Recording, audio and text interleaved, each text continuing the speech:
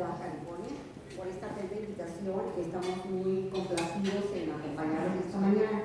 Sí quisiera yo hacer unos comentarios aquí de los compañeros. Por ejemplo, el doctor Manny Herrera Zárate sí fue nuestro director, pero también tiene reconocimiento internacional de su doctorado a nivel internacional, bueno, recibir, porque obtuvo la mención de Cum Laude, es el grado máximo en los estudios avanzados de un doctorado. Entonces, pues, obviamente, él ya tiene esa función, ¿verdad?, como doctor en nuestra área del derecho constitucional. La maestra Rosana y su servidora estamos en proceso de tesis doctoral, aún no tenemos el grado de doctoras, estamos en trabajo de tesis, somos tesistas y pues estamos esperando ser distinguidas con el día de examen para ese momento de obtener el grado. En relación al trabajo, resulta que somos un grupo de investigación de UABC, de la Facultad de Derecho específicamente, que nuestra función es precisamente trabajar en temas complicados, temas que sean problemáticos o en su momento que llamen la atención de momento. Ese es el punto de este libro que tuvimos a bien organizar aquí los compañeros y su servidora, y que precisamente atiende varias problemáticas que estamos viviendo o consideramos nosotros que puede ser esto un problema en la cuestión de la ley. La obra, si ustedes creo que por ahí tienen algunos el texto, podrían notar que hace un viaje bastante interesante, creemos nosotros. Se atendieron todos los puntos valiosos de un estudio de fondo en el derecho, pero sobre todo, ¿verdad?, estamos trabajando también con lo que sería el derecho de las mujeres, su evolución histórica hasta nuestros días, los principios de igualdad que presentamos. ¿Por qué comentamos esto? Porque ya nos han dicho que si nosotros estamos en contra de la mujer, y lo digo por la maestra Rosana y su servidora, porque estamos hablando de un tema que es feminismo contra lingüística, y pareciera que no estamos a la moda, por decirlo así, de las tendencias que se están presentando en relación a la protección, ¿verdad?, del lenguaje, supuesto que la mujer no está incluida en este tipo de, pues ahora sí, cultura. Consideramos que esto no es cierto, somos mujeres muy honradas de ello, tenemos hijas y obviamente no estamos en contra de ningún tipo de situación, sino simplemente estamos haciendo un estudio que creo que es valioso y que nos lleva al fondo, ¿verdad?, de poder entender cómo ha evolucionado pues ahora sí nuestra cultura. Desgraciadamente ya estamos sufriendo en la universidad también situaciones de esta naturaleza. Aquí tenemos a un maestro muy querido de nosotros, el maestro Vitulay, maestro mío, compañero y demás, pues ha visto también y vivió con nosotros algunos cambios en UABC, pero ahorita es un cambio también drástico. El lema de nuestra UABC cambió, que sería la realización plena del hombre, ahora ser la realización plena de ser, y también pues tenemos aquí un personaje importantísimo, ¿verdad?, que formó parte de la administración de UABC.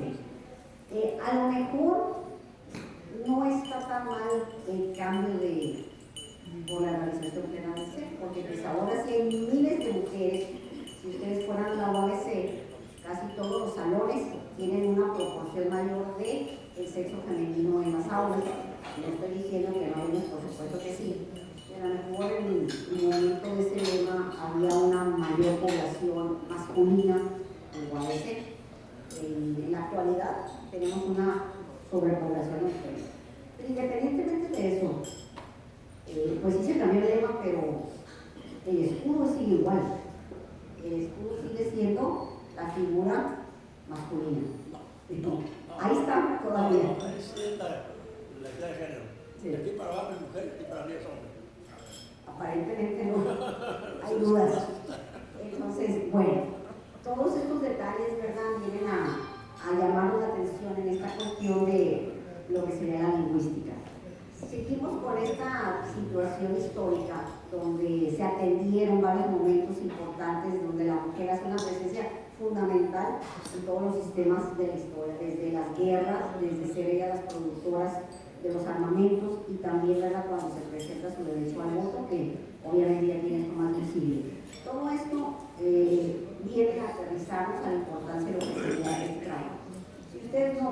por ahí tenemos en nuestro índice, ¿verdad?, que se está atendiendo toda la naturaleza normativa de los derechos humanos, estamos hablando de la consagración internacional de los mismos, se está atendiendo el origen de la lengua, la evolución de los cambios en las lenguas, la lengua española, la gramática española, todo lo que significa el género, tanto gramatical como sus accidentes y todos los tipos de género.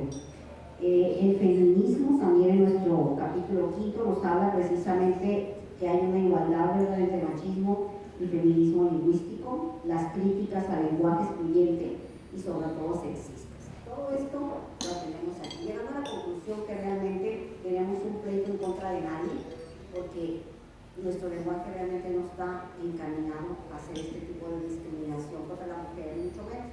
Está tomado como un género, pues ahora sí para todos, pero sí hacer notar que en la actualidad tenemos, inclusive nuestros estudiantes ya están muy marcados, que quieren esta evolución, inclusive modificar leyes o constituciones en su momento. Entonces, pues esto sería así a grosso modo, ¿verdad?, lo que tenemos en nuestra obra. Por supuesto que todos participamos con algo en este proyecto tan interesante y que por supuesto ha traído bastante consecuencia positiva porque ser diputados aquí y ser diputados en otros lugares, que nos ha dejado pues una gran pues alegría, sobre todo porque no crean que ha sido de mucho agrado este texto para muchas instituciones, ni siquiera para nuestra facultad, pero bueno, con todo respeto se los digo. Y pues aquí les presento y le paso a la maestra Rosana, que ella les hablará un poco del contenido de algunas de las unidades que tienen que ver con la mujer en la historia. Gracias. Muy buenos días a todos. Es un honor estar en esta reunión con una asociación política tan importante como es esta. Y pues es muy agradable ver que todavía se mantiene esa civilidad de los honores a la patria, del canto, de rendirle el homenaje a la bandera.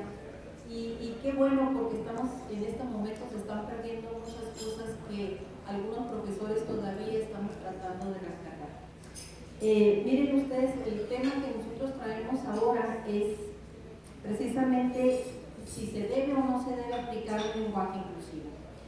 El lenguaje inclusivo siempre ha estado, desde que apareció en esta modernidad, ha sido un tema que ha causado y ha despertado mucho interés en la sociedad. Desde hace algunos años se ha despertado mucha polémica en la sociedad y también en las declaraciones políticas, y sobre todo también en las redes sociales. Y es que se ha caído o está tratándose de caer en una especie de fascismo lingüístico, proclive a insultar cuando no se utiliza o a quienes no lo utilizamos. El lenguaje incluyente o inclusivo, promovido por grupos feministas y de personas que se identifican como de género no binario, es decir, aquellos que no se identifican ni como mujer ni como hombre, o algunos miembros de la comunidad LGTBIQ y más, proponen que de manera verbal se use un modo neutro, sustituyendo las vocales O y A por una E, o como en todes o compañeros. En el campo gramatical, estas vocales también pueden ser sustituidas por una X y por una O. Sin embargo, la discriminación empieza en el lenguaje que usamos. Existen palabras muy usadas en México que expresan machismo, como vieja, lloras como niña, parece señorita, y muchas otras que se utilizan como un insulto para discriminar. También existen palabras que al ser cambiadas de masculino a femenino cambian su semántica. Las diferencias parecen sutiles, pero son abismales. Mientras que golfo puede ser una persona deshonesta, golfa también se refiere a una mujer promiscua. Según la encuesta nacional de discriminación de INEGI, más del 66% de las mujeres y más del 70% de las personas de la comunidad LGBTIQ y más han sido víctimas de algún tipo de discriminación, principalmente verbal. Sin embargo, no creo que una variación morfológica de género modifique cómo son tratadas las mujeres o las personas no binarias o de los grupos que mencioné. En principio, nos enfrentamos a dos asuntos diferentes: los problemas sociales por un lado y la lingüística por otro. Los primeros son problemas de verdad, problemas graves y auténticos. Nadie cuestiona, que exista la discriminación, la falta de equidad entre los sexos, el sexismo, el clasismo, el racismo, la carencia de oportunidades, los homicidios por la orientación o identidad sexual o por la condición de las víctimas, los atentados contra los derechos humanos más elementales, la homofobia, la desinformación, el desempleo, el menosprecio laboral por embarazarse e incluso perder el empleo por esta causa, entre miles de problemas que son verdaderos. Pero hay que preguntarse, ¿el idioma, la lengua española, es la causante de todos estos problemas? El idioma español es una herramienta que posibilita el entendimiento entre casi 600 millones de personas. Es la fibra cultural que fusiona a los pueblos, perfora la raíz de un código sedimentado por generaciones que agrega un factor de desunión innecesario a una región que ya es distinguida por enormes distancias geográficas, económicas y políticas. No debería de sorprender que en un contexto donde abundan las urgencias sociales, el lenguaje inclusivo se trate de imponer como un distractor y les da un rol de vanguardistas a los políticos y a los sectores que lo promocionan. ¿Con qué autoridad pueden hablar de inclusión quienes han hecho de sus convicciones políticas una acusada que silencia la crítica? Incluso si se considera que los reclamos son justos, debe decirse que como mínimo no han procedido con respeto y la sensibilidad suficiente. No es una cuestión que atañe a los problemas sociales, que por supuesto deben resolverse por la vía del derecho y las leyes. Lo que debe ser enmendado son las normas y sobre todo la educación moral y ética, desde el preescolar hasta la universidad. Quienes han manifestado sus desacuerdos con el lenguaje inclusivo han sido sistemáticamente etiquetados como retrógradas o medievales. La gente que utiliza este lenguaje inclusivo ha caído o está por caer en una especie de fascismo lingüístico, proclive a insultar o a sancionar a quien no lo utilizamos. El hábito hacia la virtud y el tipo de lenguaje que adoptemos los mexicanos debe encontrar su identidad en una expresión que no quede reducida solamente a palabras. Una encuesta que realizamos en la Facultad de Derecho aplicada a 133 estudiantes nos arrojó datos significativos. El 6.7% no sabe ni tiene idea de lo que es un lenguaje inclusivo. Y el 92.39% sí lo conoce. Sin embargo, quienes saben, lo conocen, el lenguaje inclusivo, tenemos que un 45.86% dice que no lo usa nunca. El 35.33% lo usa solamente de cortesía cuando se lo piden. Y solo cuando están con sus amigos lo usan un 2.2%. Mientras este lenguaje ridiculiza la lucha de las mujeres y obstaculiza el mensaje, porque acabamos hablando de cómo se deben decir las palabras. Sin embargo, y nos perdemos para poder remediar realmente los problemas. Mientras los problemas sociales permanecen y empeoran cada vez más, nosotros debemos escuchar los discursos de un coro de robots que repiten todo el tiempo: niñas y niños, maestras y maestros, amigas, amigos y amigues, y destruyen poco a poco nuestra ancestral lengua española. Muchas gracias.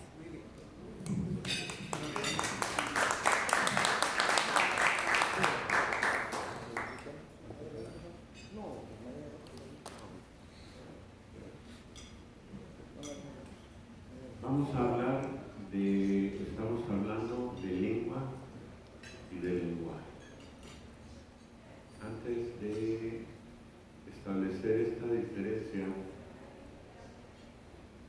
queremos agradecer la invitación de este grupo y buenas noches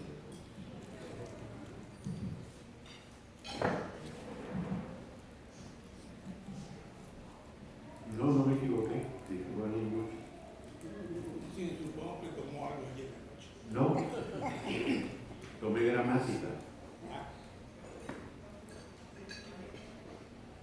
El año se divide en meses, los meses en semanas y las semanas en días. Y los días tienen noche y día. Pero no decimos buenas noches y buenos días al mismo tiempo. Y mientras en un lado es de día, en otro lado es de noche, pero sigue siendo el mismo día.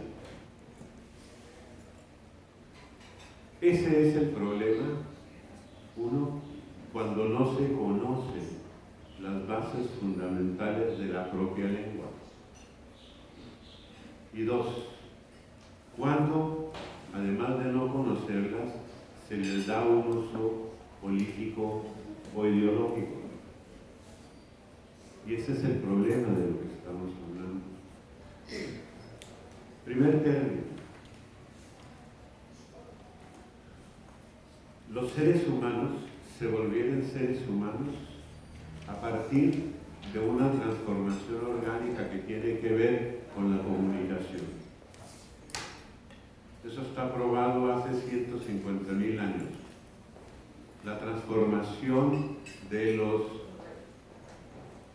las partes orgánicas de las manos y de la transformación orgánica de la garganta tuvo como propósito la creación de herramientas y la comunicación entre los seres humanos. Y por eso, desde Federico Hegel se decía que si lo que distinguía a los seres humanos del resto de animales era la inteligencia, el razonamiento, lo que generó el razonamiento fue el Homo faber y el Homo que habla. Esa es la función y la importancia que ha tenido el lenguaje en los últimos 150.000 años. El lenguaje, la lengua, el idioma, ¿para qué sirve? Para comunicarse. Y esa comunicación, desde que se desarrollaron las lenguas occidentales, es decir, las lenguas escritas no ideográficas, tiene tres principios o leyes rectoras. Número uno, la claridad. Una de las leyes de hierro del lenguaje es que la comunicación sea clara, sencilla. Número dos, la lengua debe ser precisa. Para ser precisa necesita moverse con conceptos estrictos y con reglas claras, ¿sí? Las estructuras gramaticales. Y la tercera, además de clara y precisa, debe ser sencilla.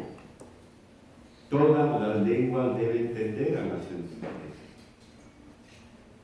Entonces, la primera diferenciación, además de esos tres principios, todo aquello que complique, que dificulte, o todo aquello que confunda en términos lingüísticos, va en contra de la naturaleza de la comunicación humana, de las lenguas. Esa es la primera. Y por lo tanto, va en contra de la sociabilidad, que es la característica fundamental del hombre agrupado, según decía Aristóteles. ¿Cuál es la diferencia entre la lengua y el lenguaje? La lengua es un sistema lingüístico con reglas, fundamentalmente en 4 aspectos. ¿Cómo se escribe? ¿Cómo se habla? ¿Cómo se pronuncia? ¿Cuáles son sus mecanismos de belleza y sus significados. Esos son los 4 elementos que tienen las lenguas. Son sistemas gramaticales, sistemas lingüísticos. Esa es una lengua, como la española o el inglés o las demás. Otra cosa es el lenguaje. El lenguaje es la manera como habla una persona, un grupo, una clase social o una sociedad. No todas las personas hablamos igual, ni todos los grupos entendemos lo mismo sobre los mismos términos, ni todos usamos la lengua para lo mismo. Entonces, los lenguajes son los usos que se hacen, los usos sociales. Y ya tenemos una segunda diferencia. Y esto, para que quede muy claro a dónde va la conclusión, la adelanto. La lengua no tiene ninguna relación y ningún problema con las diferencias de sexo, las discriminaciones, los problemas sociales, ni mucho menos. Es un sistema aparte de eso. El lenguaje sí, porque el lenguaje expresa intereses culturales, concepciones ideológicas, instintos políticos, etc. Entonces, esa es la primera diferencia que hay que establecer. Por eso, nosotros lo que hemos planteado es que es necesario establecer el problema de la igualdad en las personas, en este caso, la igualdad entre sexos en el ámbito de los lenguajes y no en el ámbito de la lengua, porque no tiene nada que ver. Esa es la premisa y la conclusión fundamental. ¿De qué estamos hablando? ¿Es el español como lengua un sistema lingüístico discriminatorio, ofensivo para la mujer? La respuesta es no. Ni nació para eso, ni se ha desarrollado, ni funciona para eso. Segundo, existen lenguajes, es decir, costumbres de uso del español, que son discriminatorias, ofensivas e inclusive agresivas con la mujer. La respuesta es sí. Ha existido siempre y las tenemos todos los días. Nada más abran internet para que vean la cantidad de ofensas y de usos inadecuados contra las mujeres, pero también contra los indígenas, y también contra los pobres, y también contra ciertas razas, ciertas religiones. Es un mundo lleno de prejuicios que se expresan en los lenguajes de cada quien, no en las lenguas que tienen otra función. Sobre esta base, por la premura del tiempo, nada más establecer muy brevemente ciertos principios elementales. Las dudas que tengan estamos tratando de responderlas en el libro, que habla mejor que nosotros. Número 1, primer punto. Las lenguas reflejan la cultura, la evolución, el funcionamiento de la sociedad. La respuesta es no. Las lenguas son sistemas lingüísticos que se desarrollan aunque surgen y se desarrollan en una sociedad, no reflejan esa sociedad. De la misma manera que el arte. Es una locura tratar de enjuiciar el arte o la filosofía griega a partir de las condiciones sociales de hace 3000 años. Una sociedad esclavista, una sociedad profundamente desigual. Pero el arte, la filosofía, la cultura griega está por encima de eso. Uno de los primeros que planteó este problema de distinguir que en una sociedad había una estructura económica que luego creaba instrumentos de dominación de esa estructura económica fue Carlos Marx, en esa relación de infraestructura y superestructura.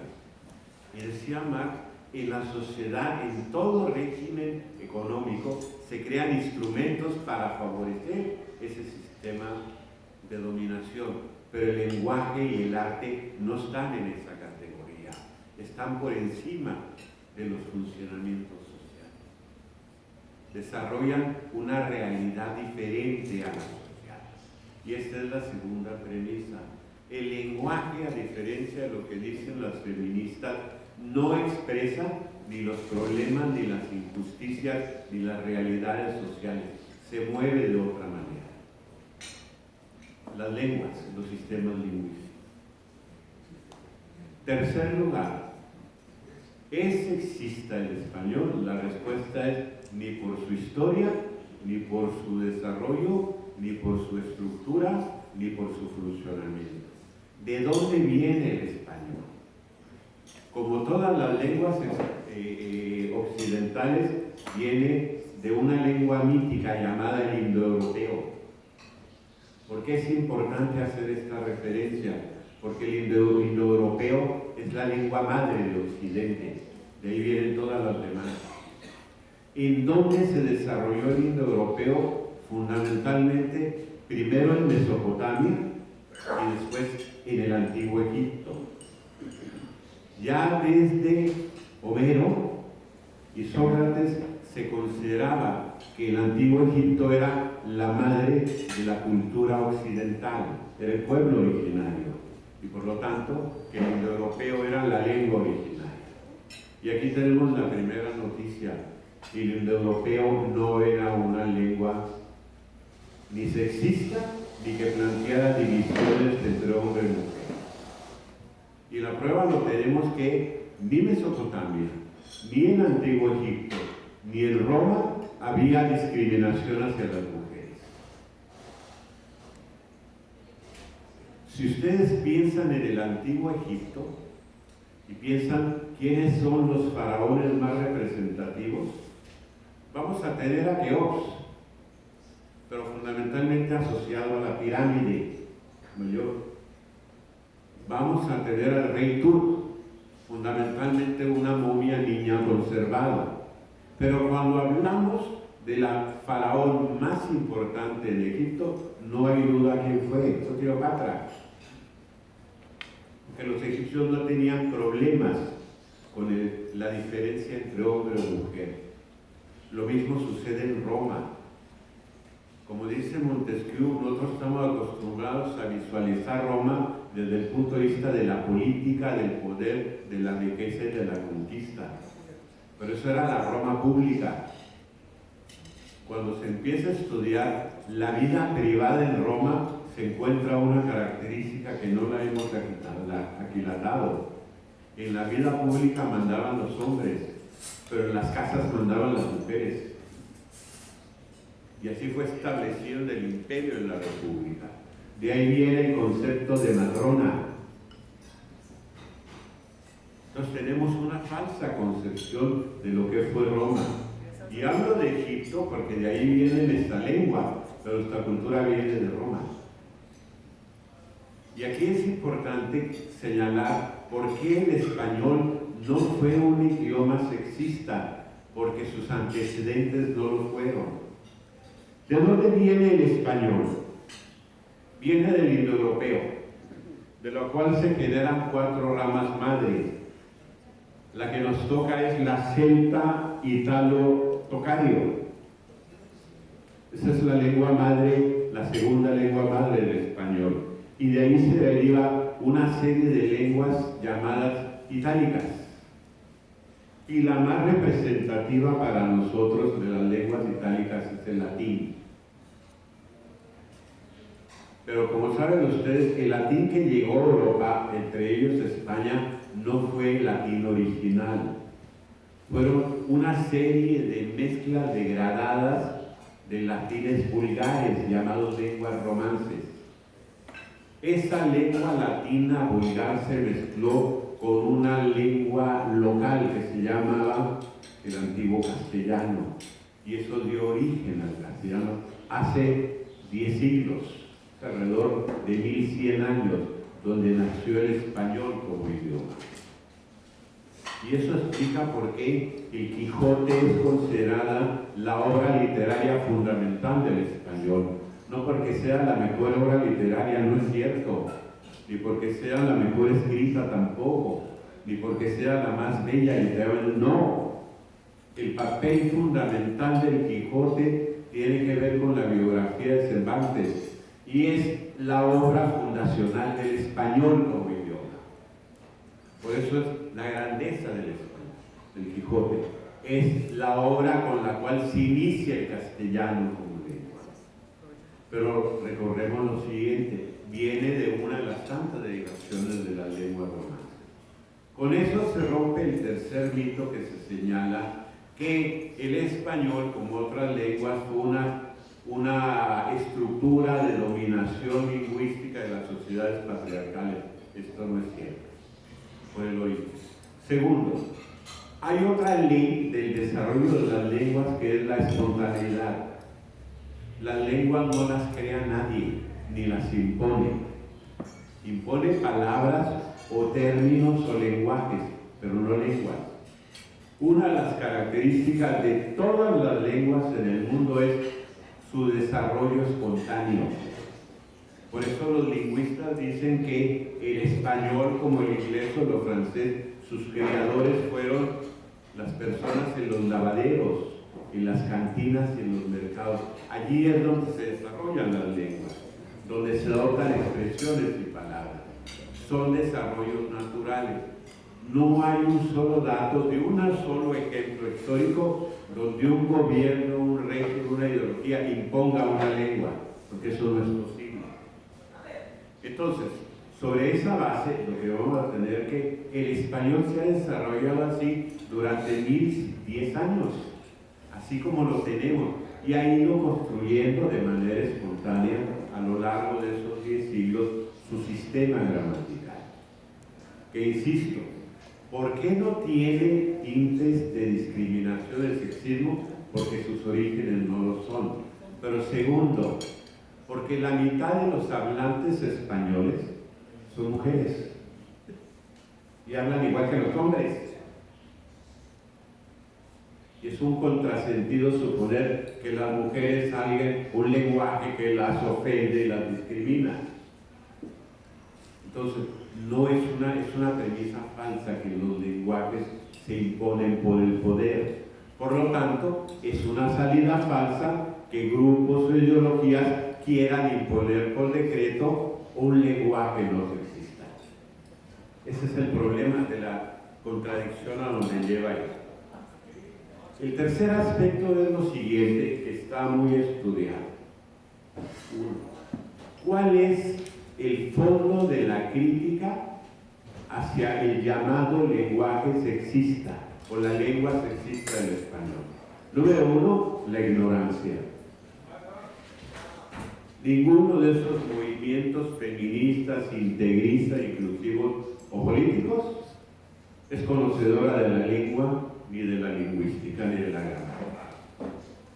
Las pocas feministas en el mundo, inclusive el italoamericano, que son feministas y que conocen la gramática, no están de acuerdo con este lenguaje inclusivo. Por sus premisas, sus conclusiones falsas. Segundo lugar, ¿cuál es el problema de fondo en esto? Uno, hay desigualdad en la sociedad, sin duda. Salvo esos tres matices de Mesopotamia, el antiguo Egipto y Roma, el resto de las sociedades durante la mayor parte de la historia han sido sociedades de hombres para los hombres, sociedades patriarcales, profundamente desiguales y discriminatorias. Eso es cierto. Y también ha habido una lucha histórica para ir avanzando en términos de la conquista de derechos y la desigualdad. La lucha contra la esclavitud, por ejemplo, la encontramos cuestionada por los sofistas en el antiguo Grecia. La propia República de Platón, el más conservador y el más reaccionario aristócrata de los grandes filósofos, plantea en la República que él no encuentra un solo argumento para establecer que las mujeres no son tan o más capaces que los hombres para gobernar. ¿Cuál es el problema de las mujeres que no han leído a Platón? Para tener un argumento de una base de alguien que sí sabía en términos del poder. Y esto nos lleva entonces a lo siguiente. Primero, existen diferencias e injusticias sociales sin duda. hacia las mujeres, grupos y todo lo que ustedes quieran. El problema es que la discriminación contra las mujeres es más abominable porque es más voluminosa. La discriminación contra los esclavos fue abominable por la crudeza y la vileza, pero era para cierto grupo social. La discriminación contra los judíos era abominable y es abominable, pero es para una raza especial. La discriminación contra las mujeres es contra la mitad de la sociedad. Nomás por el número ya está descalificada esa discriminación.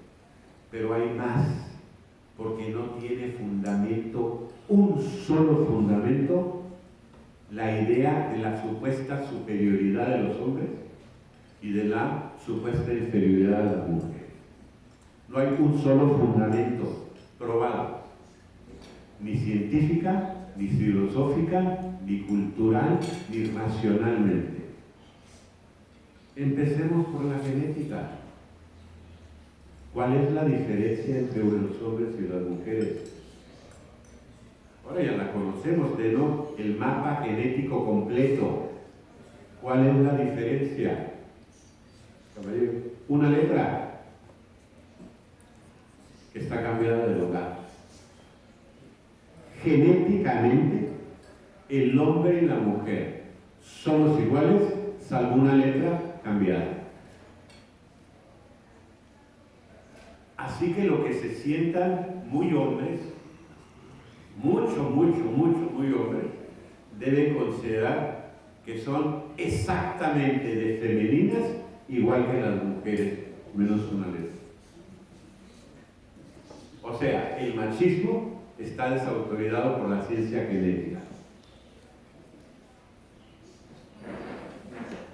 Segundo lugar, esa letra genética lo que genera son 14 funciones relacionadas con la biología de la reproducción. Pero son funciones específicas que tienen las mujeres distintas. Sobre esa base, lo que hay que establecer es lo siguiente. Esas diferencias biológicas para la reproducción hacen inferior a la mujer, no, la hacen distinta. Pero si escombran en la biología, se van a dar cuenta de un principio biológico. Toda la naturaleza de todas las especies camina por el lado femenino, porque es el lado fuerte de la creación y de la reproducción y la preservación de las especies. La naturaleza no confía en el lado masculino, por eso no le da capacidad reproductiva. Luego, por eso Montesquieu dice, y aquí está citado atrás, que el poder de las mujeres es superior al de los hombres. Y tiene razón. Dice Montesquieu, porque el poder de las mujeres está basado en la belleza, y eso es universal. Y el poder de los hombres está basado en la fuerza, y eso es accidental, temporal y relativo. Entonces, ya tenemos una primera premisa.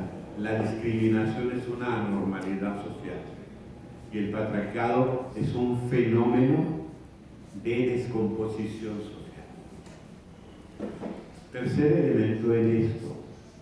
El problema de lenguajes que han cometido las feministas y otros es que están confundiendo sexo con género gramatical.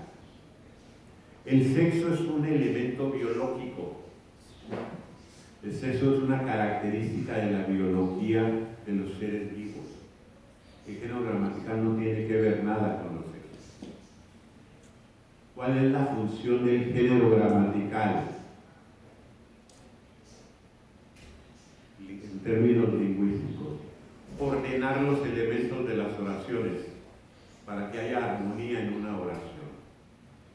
Ejemplo, voy a poner el mismo ejemplo. Al sustantivo perro, que es un sustantivo masculino, tiene que tener un adjetivo masculino. Por eso decimos perro bravo y no perro brava, porque si no entra en discordancia el adjetivo con el sustantivo.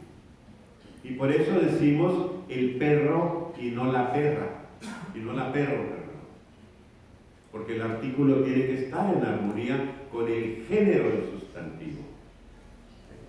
Por eso, por ejemplo, suena anormal que las feministas digan que entonces el cuerpo es masculino y la cuerpa es femenino. Es una tontería, como lo dijo Mario Vargas Llosa. O sea, no tiene que ver nada con la gramática, sino con la ignorancia. Género gramatical, insisto, no tiene que ver con los sexos. Y mucho menos considerar que las vocales o las letras, es decir, los morfemas, tienen o definen sexo. Eso no es cierto. Lo masculino no termina en O siempre, ni lo femenino termina en A. Ejemplo, ballena. Cuando hablamos de ballena, hablamos de macho y de hembra. Termina en A. Serpiente, termina en E. Y hablamos de los dos sexos. Y colibrí, hablamos de los dos sexos. Y cebú, hablamos de los dos sexos y termina en U. Las vocales no tienen que ver con el sexo biológico. Entonces, no es cierto que el género gramatical defina el sexo biológico. A veces sí y a veces no. Un ejemplo de un adjetivo clemente. ¿Clemente qué es? ¿De dónde viene? De clemencia. Cuando decimos el hombre es clemente, es una persona que practica la clemencia. ¿Y qué decimos? ¿La mujer es clementa? La mujer es clemente también. Entonces, hay infinidad de pruebas gramaticales que nos indican por qué no tiene que ver. En ese sentido, dejamos claro, la lengua española no es sexista porque su función es la comunicación a partir de un sistema gramatical. Sobre esa base, lo que hay que decir, ¿con qué nos comunicamos? El español, que es una lengua. ¿Esto qué significa? Son idiomas fonéticos. Se hablan como se escuchan. Y a veces esos idiomas tienen reglas. Por ejemplo, agua. ¿Por qué no podemos decir la agua? ¿Por qué debemos decir el agua? Porque rompe una regla gramatical hecha hace 500 años de que no puede haber tres vocales iguales juntas. Por eso se tiene que modificar el artículo. Nada que ver con el agua. ¿Por qué decimos silla? Aquí hay otro principio. Los objetos no tienen sexo. Es mesa y punto. Y es silla y punto. La silla no es femenina, a menos que consideramos que el masculino es sillo. Pero como se oye mal, entonces hay que crear sillón. Y no es cierto que el sillón sea el masculino de silla, aunque los dos sirvan para sentarse. Y cuando uno se sienta en el suelo, ¿la tierra se convierte en silla o en sillón? Nada, porque los géneros no se aplican a las cosas. Sobre esta base, cierro con lo siguiente a reserva. ¿Cuál es en donde tiene razón el feminismo que hay términos que son discriminatorios u ofensivos? Ejemplo, el adjetivo público. Cuando el término público se le asigna un nombre, hombre público es un sinónimo de grandeza, de poder, de fama. Cuando se le asigna pública a una mujer es sinónimo de prostituta, de pública. Eso no tiene la culpa el español. Público tiene un significado preciso, el lenguaje sí. Cuando nosotros vemos el término madre, ¿cuántos lenguajes o usos se derivan de madre? No es lo mismo decir tener mucha madre que tener poca madre. Madre solo hay una, nada más. No es lo mismo decir valió madre a vale madre. son lenguajes. Esos lenguajes tienen que ver cómo habla la gente. Y hay gente que sí usa el español para agredir mujeres. Ejemplo, y esto sí es el lenguaje discriminatorio, que los lingüistas españoles prefieren llamarle machista, y no sexista. Uno, hay términos o expresiones que hacen a un lado a las mujeres, las reducen.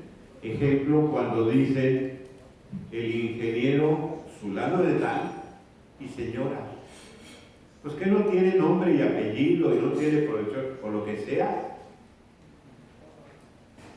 ahí las reducen, las invisibilizan, dicen las mujeres. Tienen razón. Cuando, por ejemplo, se dice mi mujer, mi mujer es un término que expresa propiedad, es una herencia de la esclavitud del padre. Y obviamente, por tanto, dice mi hombre, ahí tenemos otra expresión discriminatoria hacia las mujeres. Otro ejemplo del lenguaje sexista es la consideración de que la belleza o el talento de las mujeres depende de su físico, el enfoque sexual de las mujeres, que reduce cualquier otra virtud, porque nada más destaca las cuestiones sexuales. Y ahora lo que sí ha llegado es a la consideración de cierto tipo de expresiones, considerarlas lenguaje de odio discriminatorio. Esas expresiones de odio ya están consideradas en la Convención Internacional y son faltas penadas por el derecho federal. Un ejemplo, decirle públicamente a una mujer gorda o a un hombre gordo. ¿Por qué? ¿Por qué se convirtió en un lenguaje de expresión de odio? Porque el término de desprecio está aludiendo a una característica corporal para distanciarlo, diferenciarlo o discriminarlo. Y eso es ofensivo a la dignidad humana. Por eso el término gordo le ha costado empleo a comunicadores o a políticos, porque está aludiendo a una característica. Es el mismo caso cuando se usa el término negro o cuando se usa judío, etcétera, etcétera. Y por eso a algunos hombres les parece de extrema sensibilidad, demasiado quisquilloso ese lenguaje de cuidado a las mujeres. No deberían parecernos quisquillosos porque simplemente no hay motivo para ofenderlas ni para discriminarlas. Sobre esa base, en eso sí tiene razón el feminismo. ¿En qué no tiene razón? En que si nosotros decimos hombre, aludiendo a raza humana, es un sustantivo genérico, pero también lo podemos aplicar a hombre en particular. La diferencia es que el femenino es un género marcado, es exclusivo de las mujeres. Los hombres tenemos que compartir la mitad del sustantivo genérico como varones y la otra mitad como raza humana. Eso no es un problema de discriminación, es una estructura gramatical. Sobre esa base, entonces, ¿qué es lo que ha planteado el feminismo? ¿Cuál es el error? Y esto es lo que planteamos, que las alternativas que proponen no exigir derecho y trato respetuoso, sino proponen alternativas contrarias a la gramática. Y con esto cierro, presidente. Dicen las feministas, ciertas palabras terminadas en o son masculinas, por lo tanto deben crearse palabras alternativas femeninas.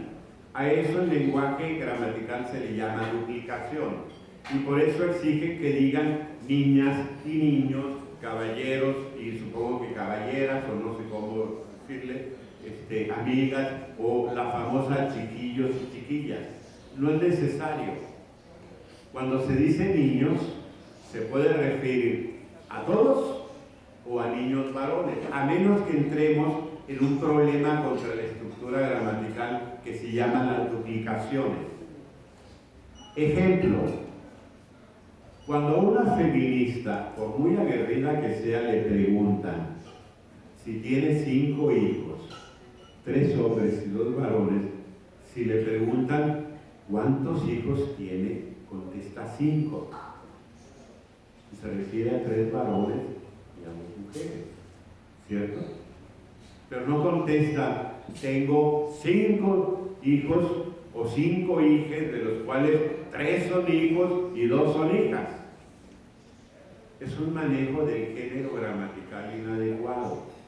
Tampoco es cierto que ellas y los políticos, que ahora ya se puso de moda, y perdón por referir a los políticos, en una mesa de políticos, porque ya se está, los malos ejemplos hunden, y ya parece por todos lados las y los ciudadanos.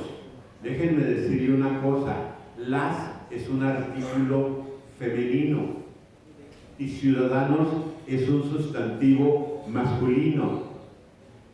Por lo tanto, aunque digan las y los ciudadanos, es un error gramatical, porque trae 2 artículos, uno femenino y uno masculino, y un género, un sustantivo masculino. Es decir, nos lleva a puras galimatías. Galimatías que ustedes no van a encontrar a una feminista o un inclusivista o un político que llegue a su casa y diga: hijos e hijas, fueron estudiosas y estudiosos, fueron cuidadosos y cuidadosas. No, nadie habla así, fuera de la escenografía de la política o de la vida pública. ¿Por qué? Porque el lenguaje no es para eso, es para la sencillez.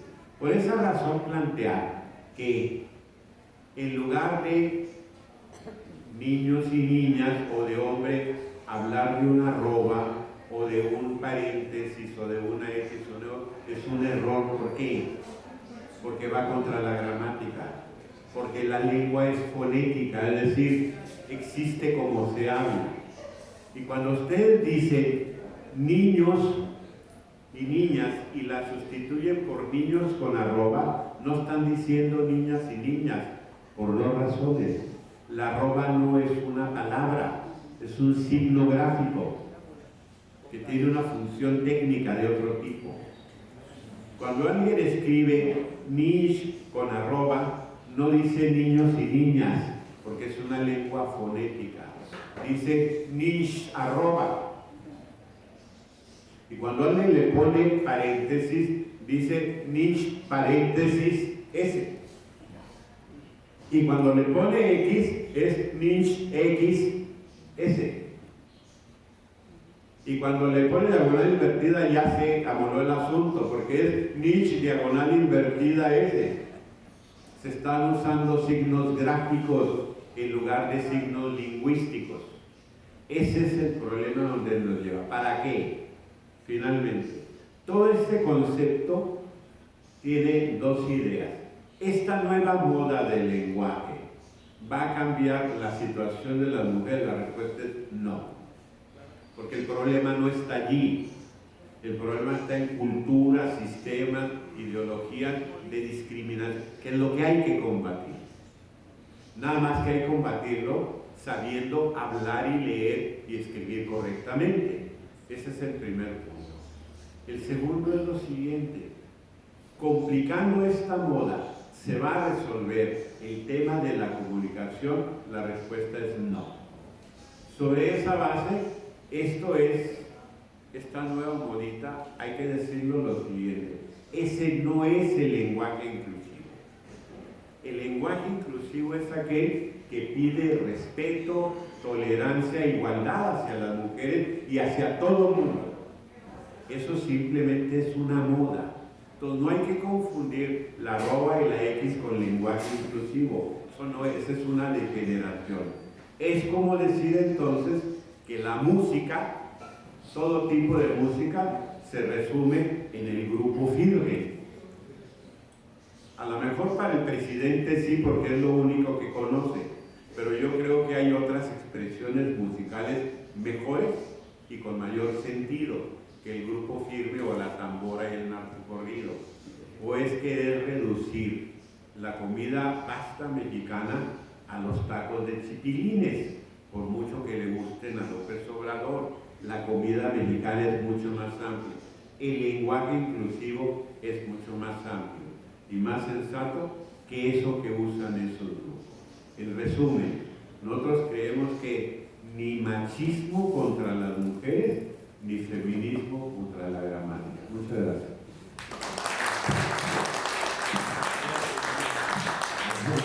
Muchas gracias.